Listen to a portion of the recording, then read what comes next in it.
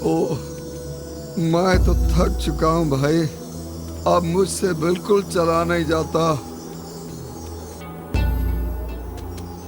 हम कैसे इसे यीशु के पास ले चले? सुनिए, यह तो यीशु की आवाज है। लगता है यीशु आसपास ही है। हाँ भाई, मुझे पूरा भरोसा है कि अगर हम इसे यीशु के पास ले जाएंगे तो यह बच जाएगा। परंतु मैं तुमसे कहता हूँ, शपथ कभी नहीं खानी चाहिए, न तो स्वर्ग की, क्योंकि वह ईश्वर का सिंहासन है, न यरूशलेम की, क्योंकि वह राजाधिराज का नगर है, और न अपने सिर की, क्योंकि तुम इसका एक भी बाल सफेद या काला नहीं कर सकते। तुम्हारी बात इतनी हो, हाँ की हाँ और नहीं की नहीं। जो इससे अधिक है वह बुराई से उत्पन्न होता है। यीशु, हम पे तरस खाइए और हमें बताइए कि बुराई से हम कैसे विजय पा सके। तुम लोगों ने सुना है कि कहा गया है, आंख के बदले आंख, दांत के बदले दांत। परंतु मैं तुमसे कहता हूं, दुष्ट का सामना नहीं करो। परंतु यदि कोई तुम्हारे दाहिने गाल पे थप्पड़ मारे तो दूसरा भी उसके सामने फेर दो। ये तो सचमुच नई शिक्षा है भाई। हाँ भाई, मैंने पहले ऐसा कभी नहीं सुना। जो मुकदमा लड़कर तुम्हारा कुर्ता लेना चाहता है, उसे अपनी चादर भी लेने दो। और यदि कोई तुम्हें आधा कोस बेगार ले जाए तो उसके साथ कोस भर चले जाओ। जो तुमसे मांगता है उसे दे दो, और जो तुमसे उधार लेना चाहता है उससे मुंह मत मोड़ो।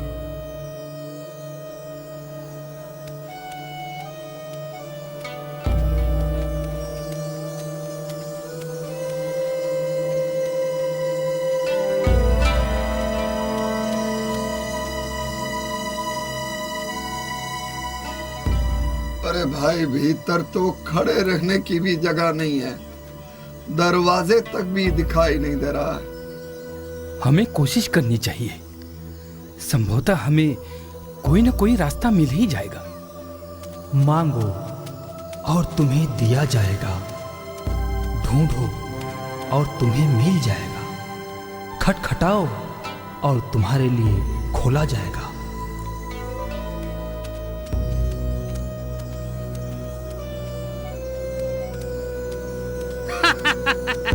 क्या तुम लोग पागल हो?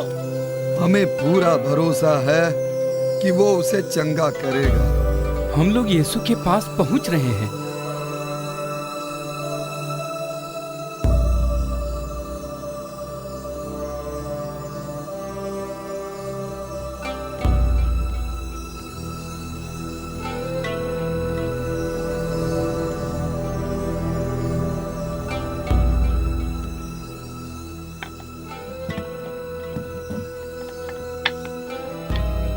दूसरों से अपने प्रति जैसा व्यवहार चाहते हो, तुम भी उनके प्रति वैसा ही किया करो। यही संहिता और नबियों की शिक्षा है।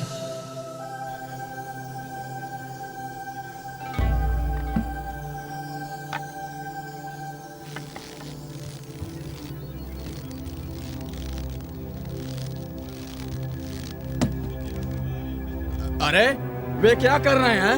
ये तो पागलपन है।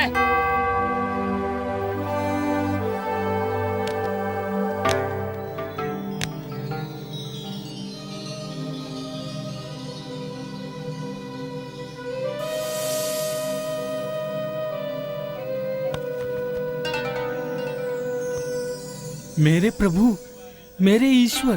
गुरुवर, हमें आप पर पूरा विश्वास है।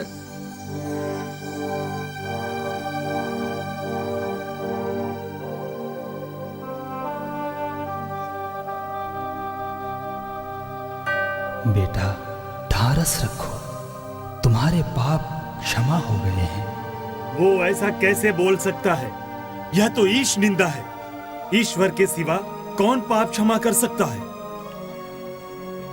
मन ही मन क्यों अपने हृदय में बुराई सोचते हो? अधिक सहज क्या है, तुम्हारे पाप क्षमा हो गए हैं। अथवा यह कहना, उठो अपनी चारपाई उठाकर चलो फिरो। परंतु तुम लोग यह जान लो कि मानव पुत्र को पृथ्वी पर पाप क्षमा करने का अधिकार मिला है। मैं तुमसे कहता हूं, उठो और अपनी चारपाई लेकर घर जाओ।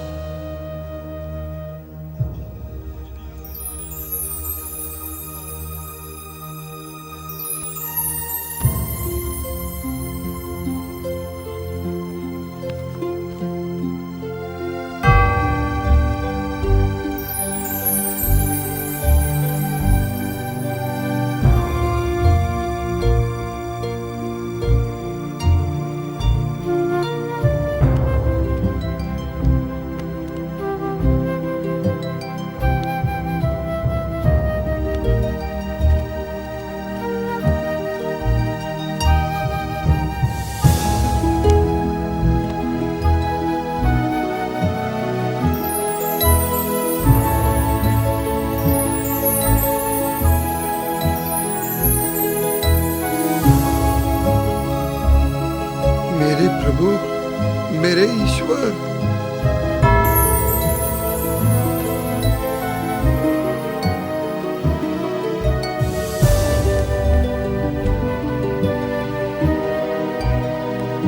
मेरे प्रभु, मेरे ईश्वर, हमने ऐसा चमत्कार पहले कभी नहीं देखा।